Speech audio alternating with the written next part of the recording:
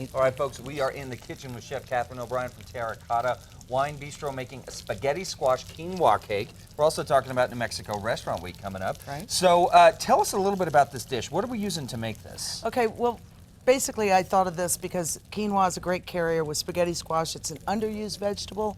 It's also something you can get your kids to eat with meatballs and marinara sauce Which I on love. top. Yeah, I think that's fantastic. And you have to have a fork. Okay. The fork is the most important thing because spaghetti squash doesn't like spoons because it shreds beautifully. Right, okay, And that's great. shredding it.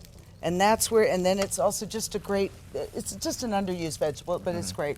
So basically I use a little smoked Gouda and some Fontina cheese, which I like, an egg, Cracked you, it in chicken. with the one hand, like Yeah. a pro. a little bit of quinoa already cooked. I Now, use red. you referred to it as a carrier. What does that mean? A carrier because it basically food needs something to carry it with. Okay. Like a burger needs fries. Oh, gotcha. A burger okay. needs buns. Okay, gotcha. So we got some cooked quinoa. It's white and red, organic.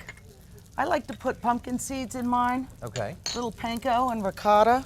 Well, look at that fancy dish there. This is Oh, fantastic. this is so 'cause now, is this catering. New Mexico Restaurant Week is coming up. Is this going to be featured in terms will of be. Terra Cotta? You guys are going to be doing this for New Mexico Absolutely, Restaurant Week? because we have a lot of vegetarians in Santa Fe and Albuquerque that come down.